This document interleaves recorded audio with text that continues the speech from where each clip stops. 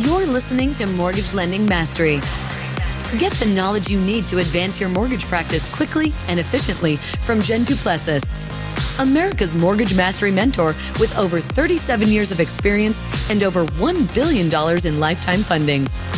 Jen has been mentoring loan officers and realtors for over 15 years and speaking on stages across the globe. So settle in and get ready as Jen and her guests share their experience, passion, and strategies to help you crack the top producer code to reach new heights in your business. And now, here's your host, Jen Duplessis, Mortgage Mastery Mentor and head chick in charge of Kinetic Spark Consulting.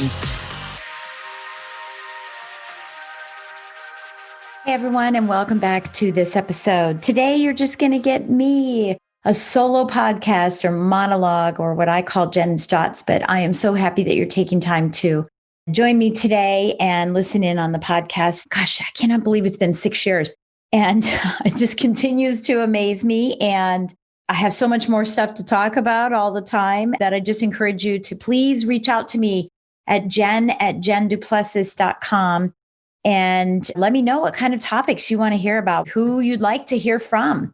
I can reach out and bring these people onto the show as well. And just excited that you're spending time with me today. I know, in the past years, it was funny because people would say, yeah, I listen to you when I work out. And others, got a couple of my coaching clients that say, I listen to you when I'm driving to work, but now that's not happening anymore. So I'm sure you're finding other ways and other times to be able to do it. I know for me, I do the Miracle Morning every morning. And while I'm in my savers, I'm listening to podcasts from my colleagues at 1.5 speed so I can get through 2 a day. It's just what you have to do these days. But today, what I want to talk about is, and you won't believe when you hear this from me too, but I was reading a book and I can't remember the name of the book. I think it's called, I know what it's called. It's called Procrastinate on Purpose. So you don't have to read the book. I read it for you. And this particular solo podcast is me taking my perspective of this particular book. And I thought I'd share it with you because when my husband saw the book sitting around in the house, he said, what do you mean procrastinate on purpose? I love this because it's probably one of the biggest problems that we have. We've been married for 37 years. It's 37 and a half years. And it's the one thing that drives me crazy about him is that he procrastinates. And he saw the book and said, oh, that's cool. I can procrastinate on purpose. And I said, well, yeah, as long as you do have purpose. That's what I got from this particular book is you have to have purpose. So many times I have said that I don't believe in balance.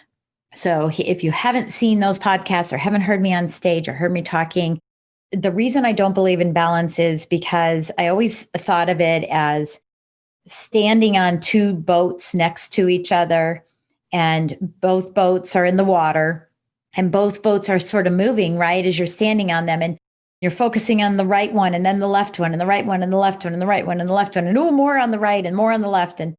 And neither get your attention and you're exhausted from doing it.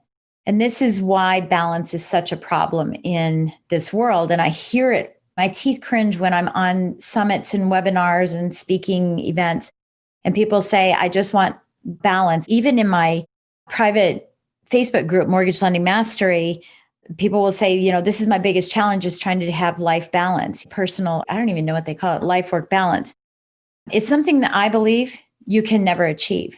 So if you want to continue trying to achieve it, you're going to be really wasting a lot of your time, a lot of precious time. So I believe in going in 100% on one side and then going in 100% on the other. If you look at a scale and it's balanced, you're 50-50 on both sides. So there's the problem right there. You're 50-50 on both sides. You're a little in and a little in, but not 100% in. And if you want to move forward in anything that you're pursuing, whether it's weight, relationships, business, if you want to move forward, paying off debt, you have to go all in. And the good example of this is, and most of us know this who are listening to this podcast, is that if you make the minimum payment on a credit card, the minimum payment, it's going to take you 26 to 30 years to pay it off. If you never charged another dime, and I'm talking about making the minimum payment. And it doesn't matter what your balance is, because The lower the balance, the lower the minimum payment. All right. 25 to 30 years. So basically, a credit card making minimum payment is like having a 30-year mortgage, and there's no equity growth. There's no tax deduction. There's no pride of ownership, nothing. So in order to pay off a credit card, you have to sacrifice in another area.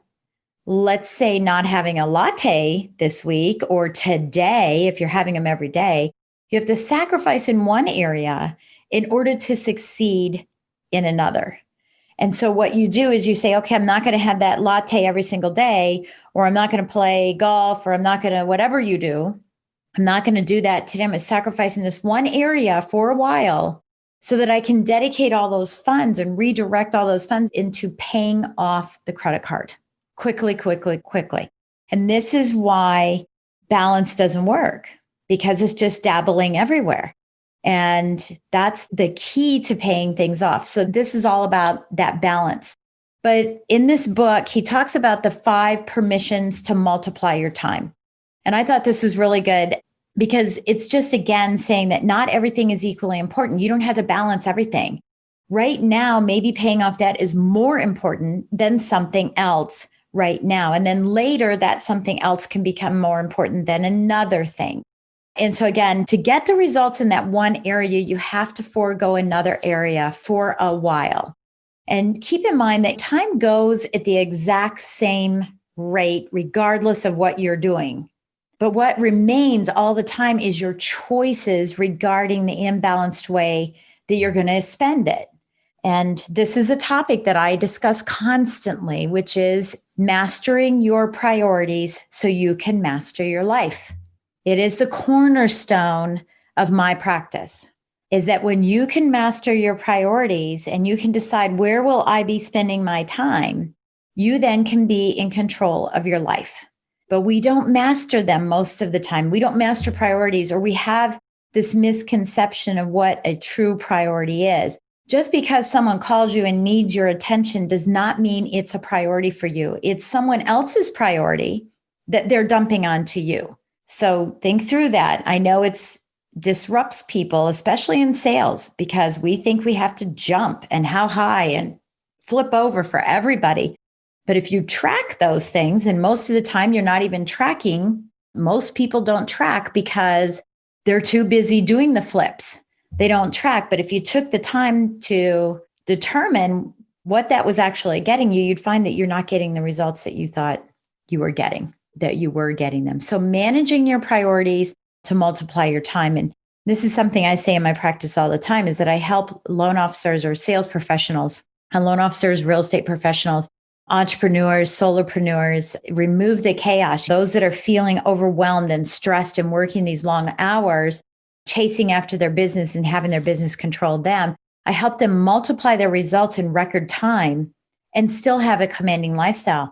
And how do I do that? I do that through helping them manage their priorities and getting them to understand that it's about the priorities. It's about client attraction, not client chasing, not referral partner chasing, but client attraction, attracting the clients, using your time wisely and prioritizing it so that it's attracting clients, so that clients come to you, which saves you time.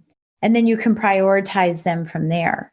So there's a lot of work that gets done with time management. And I don't believe in time management, just like I don't believe in balance. I don't believe you can manage time. I believe that you can make choices for prioritizing and getting the best out of your results. So let me give you a couple of statistics on how people spend their time. Most people spend 9 years of their life watching TV. 9 years. Can you imagine what you can do in 9 years? I can tell you that my son built a hundreds of $1,000,000 company in 8 years. So 9 years watching TV, 2 years of your life looking for stuff. In fact, there's a statistic out for women that they spend 60 hours a year looking in their purse.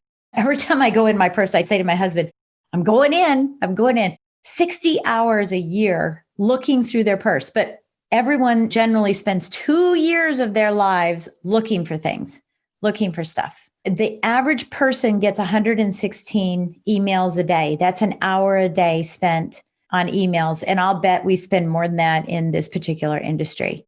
And why is all this happening? Because they're just overwhelmed with work. There's external distractions, there's hobbies. All of these things are coming together. Everything that you do in your life consumes your time, good, bad, or indifferent. Time doesn't care. It just keeps ticking. So you have to become capable of prioritizing your time because you have to prioritize it properly. So that's really the basics of it. Now, in the book, The 7 Habits of Successful People, there's a time management matrix. We've all seen it, Stephen Covey's time management, and I'm not going to go over it. That's something you can look at yourself. But working in those 4 quadrants, we've heard about urgent and not urgent and important and not important. And I think that's a very good analogy. And I do appreciate it. And I do look to it occasionally. But I have other strategies that I've been able to use because it's very vague for me. So mine comes from a whole different place that I unfortunately don't have time to talk about on the podcast today. But so here's the delusion that we have on prioritizing. We're constantly pulling away from things that we know are important, but somehow don't demand our attention right now. So for example, maybe it's important for you to do a market analysis, right? A complete market analysis for a comparison market analysis if you're a real estate agent, or doing a loan analysis for a client. But the phone rang. So we are constantly being pulled away from these distractions. The phone rang. And so that becomes important, even if that phone call is from a friend that's going, hey, buddy, do you want to go golfing this weekend? So that choice like that is where it really begins. If this is truly important for you to do an analysis for a client and you promised them you were going to get it to them by a certain period of time, and then now you have excuses for why that didn't happen because all these distractions came in. It's a matter of saying, if this is that important, then my phone has to be turned off while I do this activity. And then when I'm done with this activity, I can check my phone and see that my buddy called, text them and say, hey, I got your message. Sure, it sounds good, but there's no need to have a conversation. And if you want to have a conversation, you could, but it's priorities. And so what happens is we don't really have priorities. We just have whatever comes to us next. And somehow whatever this thing that comes in demand to us gets our attention because we make these emotional decisions rather than rational choices when it comes to how we're going to spend our time. It's emotional for us. It's bing, ting, our phones. Oh God, I'll tell you. So my phone is on silent all the time. It never rings. Ever. It's always on silent. So if you were to call me, I'm probably going to miss your call because I'm doing other things. The phone is just not important to me. I love my phone. Believe me, just like every one of us. I look down on it constantly and all that good stuff, but it's off because the distractions of the ting bing and having different phone number or phone rings from different people and vibrations and all those things drives me crazy. And my husband's phone does that. And it actually stresses me out. It stresses me out for his business. And as you all know, he's in the mortgage business as well. But it's just constant bing, ding, ding, ding, ding. And that's just inviting in distractions. I will get to my phone. I will look at my phone, but at a designated time, once I have completed all the things that I believe or deem to believe are priorities for moving the needle forward on my business on a daily basis. So I think that that's really, really important. So what else did I want to say about this today? I'm trying to think as I was reading through this book. Well, let's just go through the 5 permissions to procrastinate on purpose. We'll go ahead and start going through those here. So one is eliminate the permission to ignore. So saying no to TV, it's giving yourself the permission. And remember, this is called procrastinate on purpose. So instead of watching TV and seeing that as a priority, put it on DVD or whatever it is, VCR. I don't even know what it's called. I just record, right? Just record the show. Record the show and watch it later. You don't have to watch it while it's happening. You can watch it later. And it doesn't mean that when later comes, you get to binge watch everything. Set aside a time for it. But give yourself permission to ignore other things. Because when you say yes to something, you're saying no to something else. If you're saying yes to TV, then you're saying no to getting that comparison done. If you're saying yes to TV, you're saying no to your family. If you're saying yes to TV, maybe you're saying no to working out. So anytime that you're saying yes to something, you're saying no to something else. And that's okay if the yes is a priority of yours, but do you even know if it's a priority? And, I think it's important. There's no need to explain why. People say this all the time. It's like, I say yes to my real estate agents or my clients late at night. And I want to tell them that I have a recital with my kid. So I'll say yes to them and then put my kids on the side. And I just think that's crazy. There's just no need to explain. Just say, no, I have another appointment. That's all you have to say. Unfortunately, no, I'm busy at that time.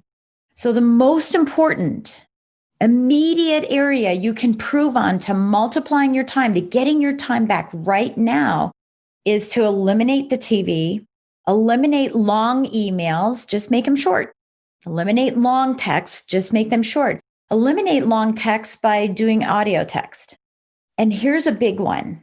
Reviewing and checking already made decisions is such a waste of time. Now think about that. As I was reading this book, it was funny because I was like, gosh, do I do that? Do I review and check already made decisions? And I realized, wow, I do. I touch paper quite a bit. And I remember I used to have years ago this philosophy of touching paper once. Only touch it once, take action on it, and move it away. And I got to the point where I was carrying around everything with me. That same piece of paper would be flipping and flopping in here, and it's still in the pile. And I move it down in the back of the pile and up to the pile and make some notes on it and highlight it and redraw it, actually rewrite a list because it got too messy. And I'm thinking, my goodness, I cannot believe that I am reviewing and checking already made decisions. Or I've not even made the decision because apparently it wasn't a priority, but I'm thinking it needs to be a priority. And it's distracting me because I'm keeping it on a list when obviously it's not a priority or it would have been done. So are you with me on that? Are you getting this? The other is meetings, unnecessary meetings. That's something too, unnecessary meetings. Now, that's a challenge. As I talk to both loan officers and realtors here on this podcast, is that loan officers tend to call realtors to ask for meetings, and realtors think they're unnecessary. It's very rare that a real estate agent calls a loan officer, because I just believe that real estate agents don't understand how powerful loan officers can be for their business, because they've had an experience in the past that has led them to believe that all that loan officers want is just referrals. And if you're a loan officer who that's all you want from a real estate agent, you're really missing the boat. And realtors, you're missing the boat too. You're missing the boat on the opportunity to expand your business. But unnecessary meetings, and especially now that we're in COVID, everybody wants every meeting to be Zoom. We hate Zoom, and yet we ask for every meeting to be Zoom versus just pick up the phone. Let's just have a quick phone call. And I experienced that yesterday, ironically. I'm taking a year-long leadership class because I know leadership has changed. It's changed in the 21st century, and it's really changed over the last 4 or 5 years. And this year, the big buzzword in all industries across all of my coaching, the mortgage industry, the real estate industry, I'm seeing it with the speakers that I work with. Everybody's talking about leadership. And I thought, let me take a leadership class this year. So all year long, I'm taking a leadership class. And I needed to interview somebody yesterday. And when I called and I said, hey, could I just take 15, 20 minutes of your time to do a quick interview with you? She said, yeah, let's hop on a Zoom. And I said, no, I don't really need a Zoom. I just need to talk to you for 15, 20 minutes. So that takes extra time because I'm a woman. And so, oh my gosh, that means I have to make sure I look okay and all that crazy stuff. But I think it's extra time and it's not needed. So think about the unnecessary meetings. Is it truly important that you have a meeting about this, or could it be resolved through a series of text, a series of audios? And then measure that. Is that too time consuming? And there's mishaps that happen in the communication versus just having the meeting. But really looking at, are they unnecessary? Soliciting unnecessary feedback. Make your decision and move forward. It's not necessary to get feedback from other people, and especially when it's unnecessary. Unnecessary feedback. If you know where it needs to go, then just go with it. You don't need to ask everybody's opinion on everything. If you need counsel, that's one thing. So let me tell you about that real quick. Opinion is grandma telling you how you should run your business because she was a homemaker and she knows how you should run your business. That's opinion. There's no expertise behind it. Counsel is a whole other thing. That's soliciting necessary feedback. Getting counsel from someone who's an expert and has been where you want to go, is where you want to go. So, for example, like me, I've been a top producer. I've done $1 billion in funding. I've been in the industry for 35 years. I've been a lot of places where you want to go. And so getting counsel from someone like me as a mentor, as a coach, is smart. Getting opinion from other people is not smart. And I would say that about myself too. So I'm not talking about most of the people that are listening or anything. I'm saying that this is something I have to contend with too, is do I want an opinion from my husband who doesn't know how to create funnels and landing pages, sales pages, and things like that? Or do I want to go to someone who creates those and get a better result because I'll get my result faster? So the next thing is explaining things to others. Again, you don't need to explain things to others. Now, obviously, we're in the lending and real estate business and we need to explain how things work. Well, I'm talking about there's no need to over explain or justify things. The next thing is over volunteering. And I don't know that anyone's doing that right now, but the way that I read this, because I love to volunteer and work in charity, but the way that I had read this, the way I perceived it when it came in was over volunteering, meaning saying yes to everything. Saying yes, I can do this and that and the other. And then you look back and think, oh my gosh, no wonder I don't have any time because I just filled my calendar up so full that there's no time for the things that are important for my life. So when you're deciding whether to say yes or no to doing anything is looking at your calendar and looking at the time frames around it, both the day before, the day after, the time of the day. What are you doing before and after whatever it is you're being asked to do? And then look at the weeks before and after. Do you have enough time in the other areas to be able to accomplish what you want to accomplish? Okay, number 2 is automate.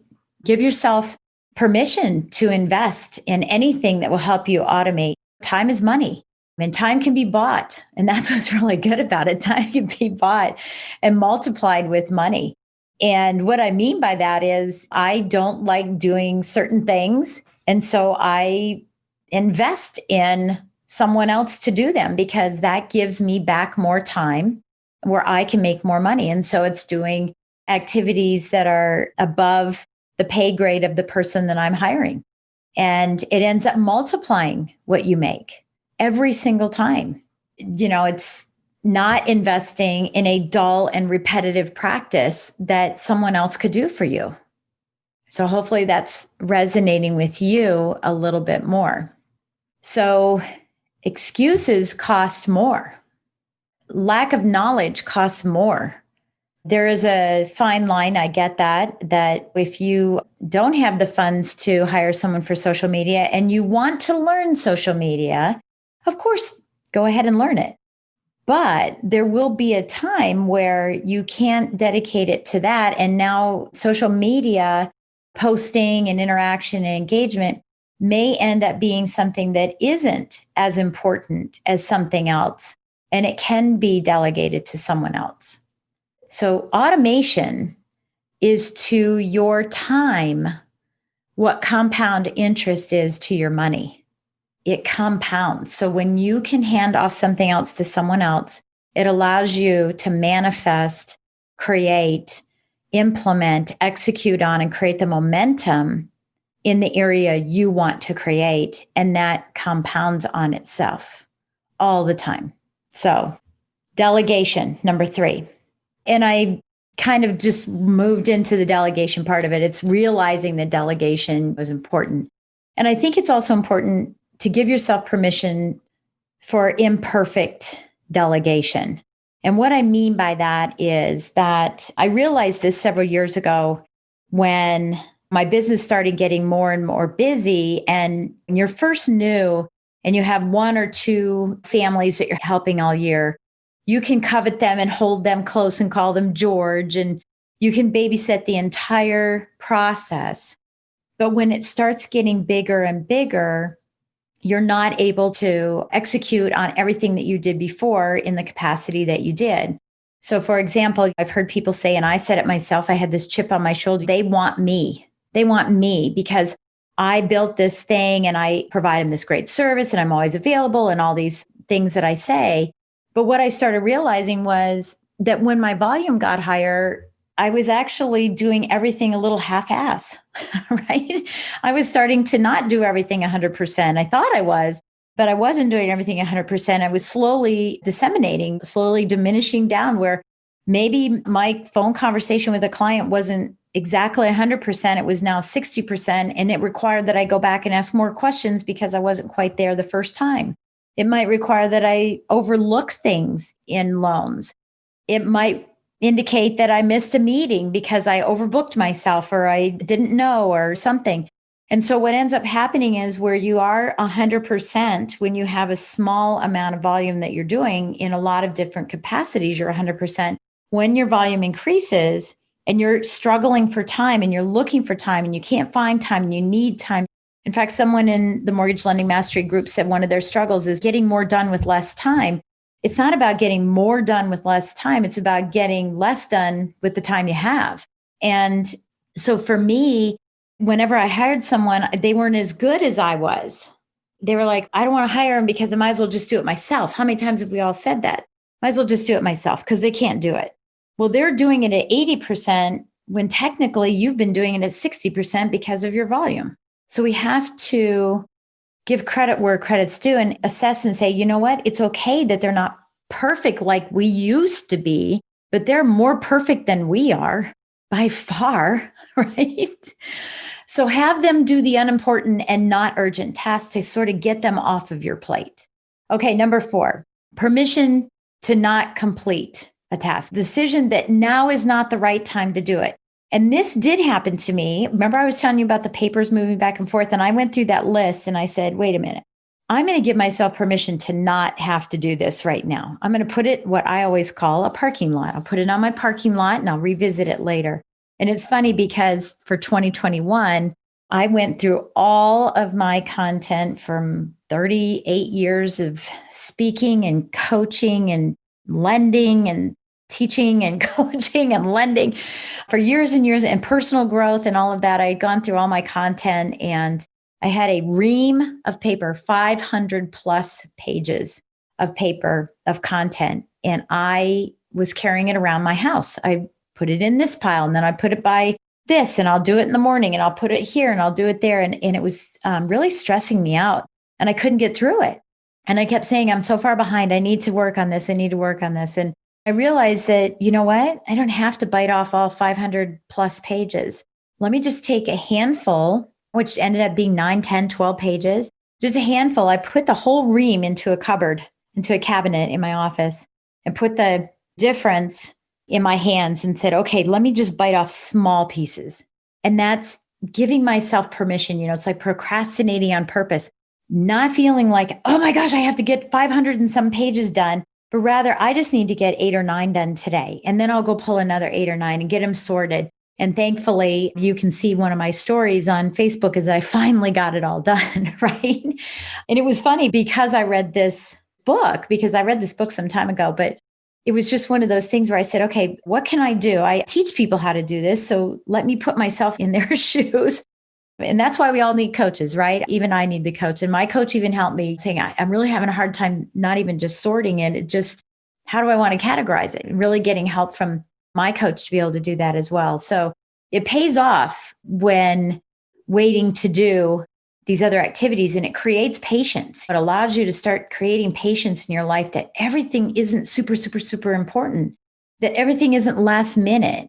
It also, interesting enough in the perspective of whether or not you're considering buying a service or something, it reduces the unexpected cost changes as well. Because what happens a lot of times is if you make a decision too quick, and this is buyer's remorse, right? If you make a decision too quick, you kind of revisit your decisions you've already made. And then what happens is you start saying, oh, hey, I want to make some changes to it. And that starts costing more money. So it's better sometimes just to delay the decision and make the decision when the time is right and make it fast when the time is right. And my uncle used to say, early is risky and last minute is right on time. It reduces the costly changes. And I could never really understand it until I got into the business. And it's funny because there's a Lou Holtz. I don't know if it's Lou Holtz now that I'm thinking about it, but if you're early, you're on time. If you're on time, you're late. And if you're late, don't bother, right? And it's something that's used in sports and everything. And I like it in our business too. If you're early, you're on time. If you're on time, you're late. And if you're late, don't even bother coming. And it's kind of the same process here, is that when you feel like you have to make decisions really quickly, procrastinate sometimes and make better decisions because you've had time to think through all the other options that might be there. So there is a fine line in working through that. Okay, number 5 is concentrate. It's permission to protect, to say, okay, let me concentrate on this and let me see how this is going to look in the long haul. Because if it's significant and it matters in the long run, then I want to take the necessary time to make the decision. Is what I'm doing right now the most important, significant use of my time? And this is something that I share with my clients all the time. Is what you're doing right now the most significant use of your time? If it's no, then push it aside for a later decision, put it in your parking lot, or delegate it to someone else and have it be a priority for them. Your highest obligation is to your highest self. That's the bottom line. Your highest priority is to making sure you take care of you personally, professionally, psychologically, mentally, with your family, spiritually, all of it. That's your number one priority. Master your priorities so you can master your life. It's recognizing what is the highest obligation for you at that moment. Is it reading emails? Is it picking up the phone? Is it listening to all the bells and whistles because of Clubhouse or Facebook or LinkedIn or Twitter or any of that? Is that the highest priority or the highest obligation that you have for yourself at that moment? And if it's not, give yourself permission to procrastinate it on purpose so that you can get done what you need to get done to move the needle on whatever it is you're working on, your business or your personal life, your finances, your physical well-being, whatever it is. Give yourself permission to procrastinate returning phone calls because you'll get to them. You will just get to them when it's not someone else's priority necessarily. So you'll have to think through those and try to figure out what is necessary, what isn't necessary, and watch the Fast Track Fridays that I have in the Mortgage Lending Mastery private Facebook group. And if you're not a member, just apply. But watch that because there is a difference between being on demand and being in demand.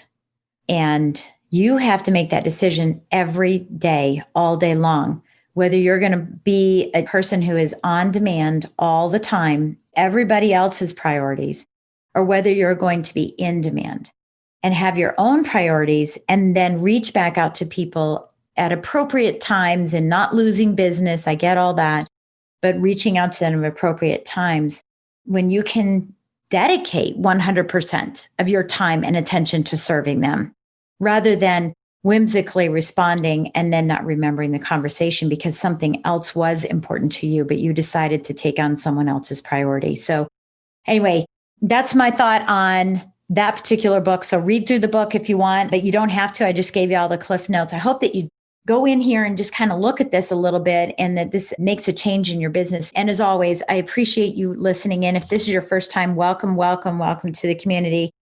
And please write us a review. Take a minute here to just scroll down on your iPhone. If you're on your iPhone, scroll all the way down to the bottom and write a review. Write a quick review and give us a 5-star rating. Always let us know what you're looking to see. If I wish she would talk about this, you can certainly put that in the review if that's what you want. Or you can, again, email us at support@kineticsparkconsulting.com and we will take on any suggestions or requests that you all have. And while I have you here, I just want to remind you that we have the Cracking the Top Producer Code workshop, February 12th, 13th, and 14th of 2021. It's a free event. It's virtual. It's for 2 days from 11 a.m. to 6 p.m. Eastern time on Friday and Saturday.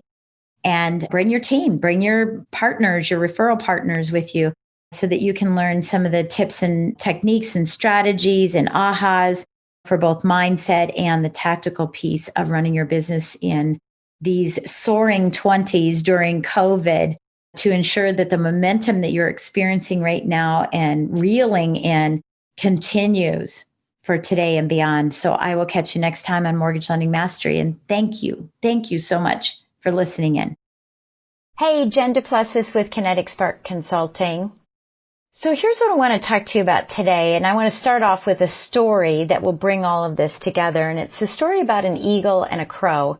And a lot of people don't know this, but the only bird that dares to peck at an eagle is the crow. And what it does is it flies up and it sits on the back of the eagle and it bites its neck. It just pecks at its neck.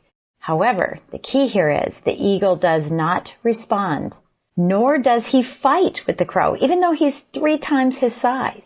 The eagle doesn't waste time or energy on the crow at all.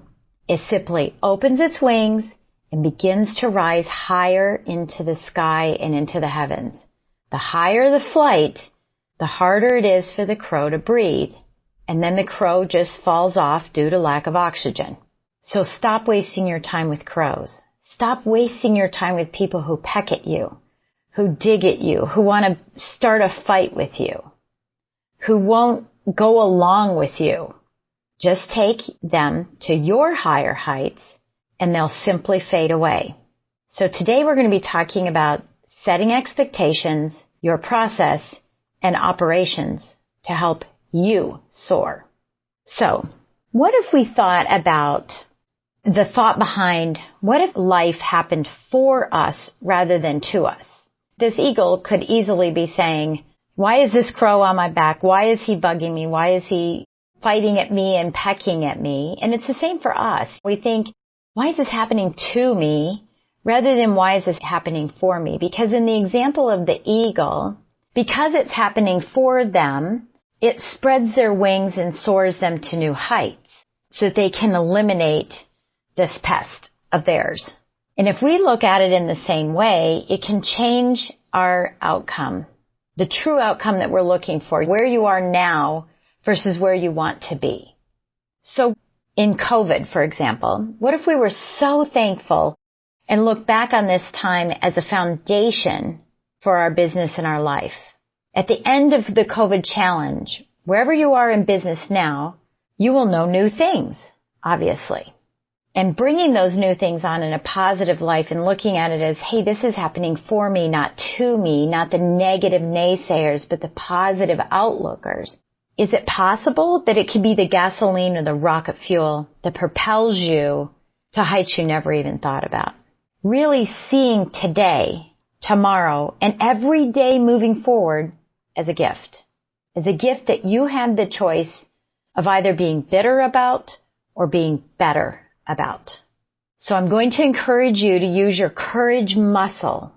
And it takes courage because there's so much negativity around us all the time. Sans COVID, there's negativity around us all the time, naysayers around us all the time. But I'm going to encourage you to use your courage muscle to take massive action to get yourself off the sidelines and get yourself into the game. You see, for me, I feel like the number one reason that people don't succeed is their beliefs. And I'm a product of that as well. Many of you know that I've struggled in the past, in my practice and in my life, because it was the limiting belief I carried with me that I was not worth anything, that I would never become anything. And that limiting belief is what propelled me. And it was a story I told myself that I had to work endless hours and be the best I could possibly be. And quite frankly, in my limiting belief, it was to be the best. And that limiting belief also held me back. Of course, it moved me forward in my case. May not be in your case. Maybe. But it also held me back because it didn't allow me to make good quality decisions, wise decisions for myself, because I was always looking for something bigger, badder, and better to be able to prove to people that I was not that person, that lie that was inside of me all the time. And I still struggle with it. And I know that a lot of us do, even when we get over, so to speak, our limiting beliefs. They're still always going to be there. But I want you to consider taking massive action to get off those sidelines and into the game. And it does take courage. And it's a muscle that has to be developed, a muscle that you have to constantly work on when that inner voice starts talking negatively to you. Beliefs stop most people from success. And it's not visible. It's not a visible thing. And we run around trying to do all the tactics and the strategies. But this is an invisible thing that prevents us from being successful. And that's what makes it so hard. We can't see it. We can't touch it. We can't move it. It's that story that we tell ourselves subconsciously. The imposter syndrome that we have on occasion. The I can't story. Because I'm not in the right area. My company is this or that. I'm new. I'm too old in the business. I don't want to start over. I don't have a husband. I don't have a wife. I have a family. It's holding me back. I didn't have the privileges. I didn't go to school. And we tell ourselves, well, I could do that, but here's all the reasons why. And whenever you find yourself saying that, you're identifying your limiting beliefs, those invisible things for you. See, it all stems from that place, that thought, that lies use to protect us. These lies are there to protect us. They're not there to protect us, but they are there protecting us. Protecting us as a defense mechanism so that we don't get hurt, so that we don't look like we failed, and numerous other reasons. But I want to bring this to the forefront today. So let me ask you this. Who's steering your ship? Are you? Or is your ship sinking because of that limiting belief? Is it someone or something on the outside that you're telling yourself, when COVID hit, when COVID's over, then I'm going to this. I can't do something because it's COVID. I'm hearing a lot of my clients saying, well, I can't have one-to-ones because it's COVID. Well, yeah, you can. You can do a Zoom calls. You can have actual conversations on the phone and using those external influences to hold you back. Others may be saying, hey, others have teams. I don't have a team, so that's why I can't move forward. Other companies are better. Their turn times are better. Other companies pay more commission. They're larger. They're smaller. They have construction. They have renovation. They set up teams. They have training. All of those things, those external influences that we're telling ourselves, and this is still a story that you're telling as to why you aren't doing more business. Or is this something on the inside? The inner voice saying, well, I've tried this before. It won't work. If I were just smarter, if I had more tenure, if I had more money, I'm not good enough. I need to learn more. Maybe I need a different company. And listen, that girl lives in me too. So we have to fight it every day. And really that's where that courage muscle comes in, because when it happens, that muscle gets developed in a manner that helps you overcome it. And definitely I can tell you that I've overcome it several times. And I'm slowly chipping away at that bitterness of my past in preventing me from being successful the way I want to be successful, slowly chipping away at it. And there are good days and there are bad days, but that's why that muscle needs to be worked all the time. And look, I'm not sharing anything new, but I want to give you some perspective to sort of bring this home. And especially right now during COVID, it's a great story. It's a story of 2 restaurants. And I know that each of you could be driving down your town, in your town, and seeing, wow, they closed. Wow, they are doing great. We've been to restaurants that are doing well. We're finally able to go to some restaurants that do well. And yet the restaurants we wanted to go to aren't there anymore or haven't reopened. They still have the sign up saying closed due to COVID. But let's take 2 restaurants during COVID, 3 miles apart from each other. Just 3 miles apart. One's on one street, one's on the other. One restaurant owner has his arms crossed, leaning back saying, where's my cheese? Who moved my cheese? Which, by the way, is a great book. Who moved my cheese? Saying, give me my cheese back. Negative, bitter. While the other looks for new ways, new ventures, tactics, and methods, challenging themselves to do something they've never done before. Well, the first says it's a blame game. Blaming everybody for COVID. Mad. And he shuts down his doors. And he's bitter. The second one says, you know what? We're going to get better. We're going to get better during this time. And he goes to Lowe's and he builds an outside drive-through, has 6-foot social distancing, and he reopens in 2 days, and he grows massively. What's the difference? It's the same virus. It's the same situation. They're in the same town. The difference is that one person lied to themselves. That inner voice started lying, the limiting beliefs, while the other changed his story. Tactics alone aren't enough. Yes, he went out to Lowe's. He built the drive-through, had social distancing. That's a tactic, but it can't start. It's not enough if the story doesn't change your mindset, if the story you're telling yourself doesn't change. So let's go forward 5 years. 5 years from now, what are these 2 restaurant owners going to be saying? Well, the first one's going to be saying, COVID killed my business. I had to shut down. The government didn't help me. Everything. I'm mad. Being bitter. While the second restaurant owner says, COVID was a new beginning for me. Thank goodness for COVID. I never would have grown this much if it hadn't been for COVID. I now have 5 restaurants. Better, not bitter. And again, what was the difference? Very simply, the lie that was told to themselves. So what does that mean for us today? Whether we're in COVID or out of COVID at the time that you're listening to this training, we're always going to have our own COVID. It's just like recession. When the world has a recession, we think everybody's in recession, but we have our own recessions all the time. There are all kinds of times when you lose a big account. You lose a deal with a client who is very influential at a company that you were doing business with, that interest rates go up, that values of homes drop. All of that. We have our own COVID all the time. It's how we respond to it that's going to make the difference as to whether we are successful or we become a failure in business. So what does this mean for us today? It means that your beliefs impact your business. Day in, day out, every single day, they impact your business. They did a year ago.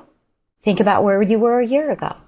Were you experiencing some outside influence that changed your story, that your limiting beliefs held you back? These beliefs impact your business today, and I promise you they're going to impact your business in the future. It's your choice to either be bitter or get better.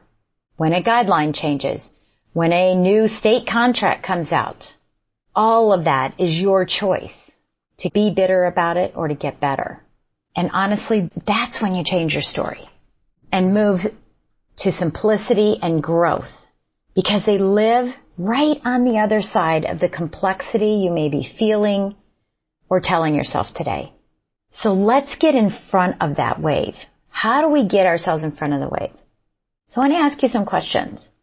Think about the stories you're telling yourself right now, today, and the outside influences that are impacting the volume of business you're expecting to do right now, or the changes that you want in your practice right now.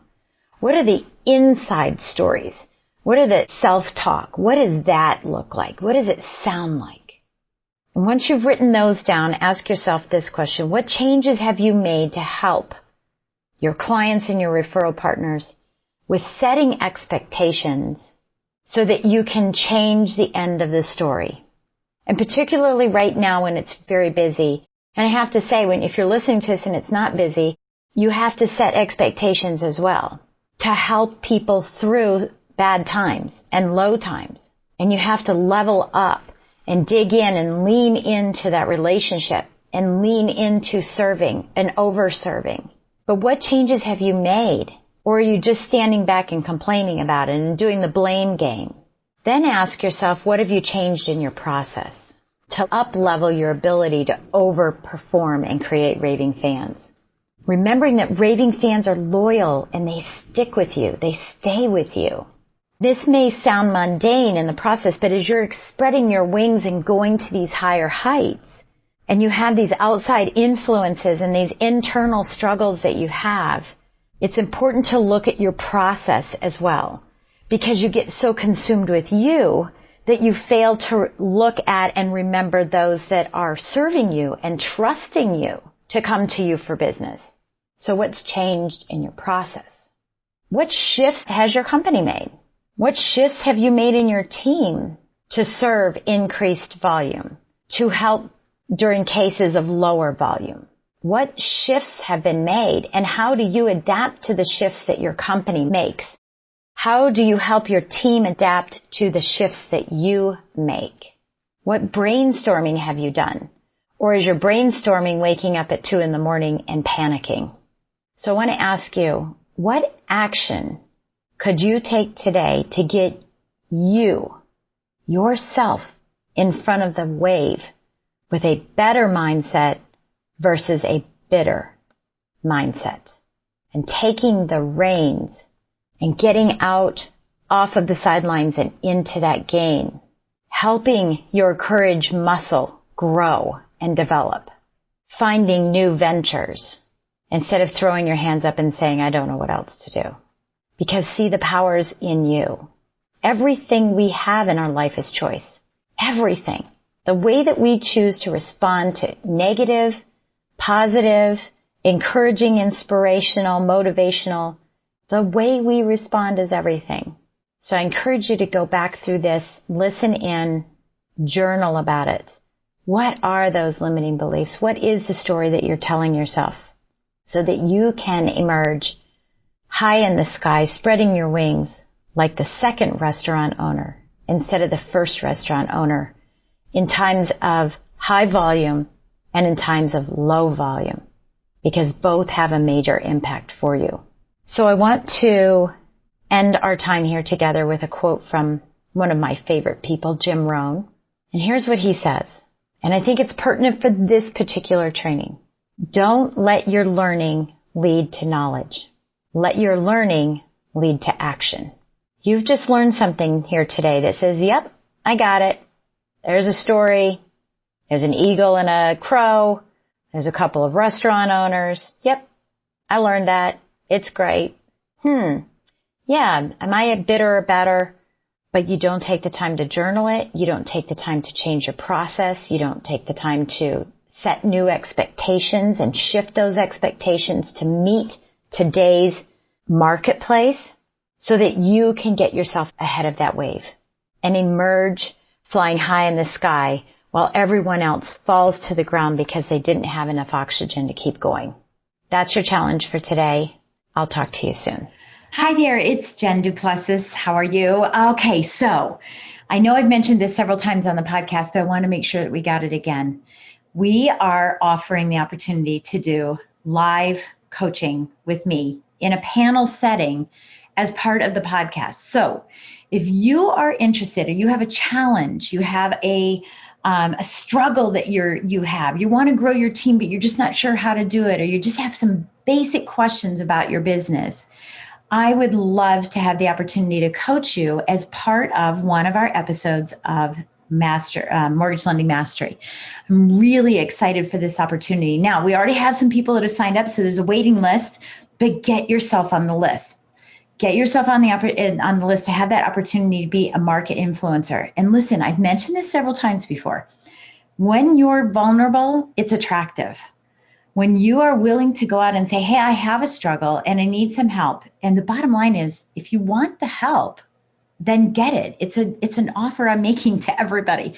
So, but that vulnerability isn't that you don't want your real estate agents to hear about it, or you don't want your loan officers, that, oh, I've got this myself and being strong. It's actually a defense mechanism, and it's not attractive. What makes people attractive is when they're very vulnerable, saying, I have a problem. I need help. Can you all help me? And the best part about it is when it's all said and done, you're going to get the help that you need to move your business forward. So I'm going to encourage you again to send an email to support@, KineticSparkConsulting.com. And we'll have that link down here in the show notes as well. Send an email to support@KineticSparkConsulting.com, and we'll get you on that waiting list and get you into a panel of no more than 3 people. I probably won't do 2 people, but I need 3, but not 4. And we'll use that time in a podcast to answer your questions and get some on-the-spot coaching. So I look forward to having that opportunity to help you out. And if you feel it's relevant for you, then get yourself on this. We're going to be doing it all year long. So I'm really excited about this opportunity and hope that you want to take advantage of it as well. So I'll talk to you soon. Thanks for listening to Mortgage Lending Mastery. Be sure to subscribe to hear more sales tips, ideas, strategies, and tactics to help you with your personal and professional growth to multiply your results in record time. And if you like what we're doing, don't forget to give us a rating and review so we can continue to bring you the best content possible. Wanting more beyond the podcast? Join our Mortgage Lending Mastery membership community, where you will find extended interviews with our favorite guests, weekly training, tips, and insider secrets, fireside chats with Jen, free content, meet, share, and collaborate with other members, and so much more. Click the link in the show notes to learn more about this exclusive content. Mortgage Lending Mastery is an Industry Syndicate charter podcast. Industry Syndicate is the first podcast network specifically for the mortgage and real estate industries. Get the Industry Syndicate app in the App Store or Google Play today.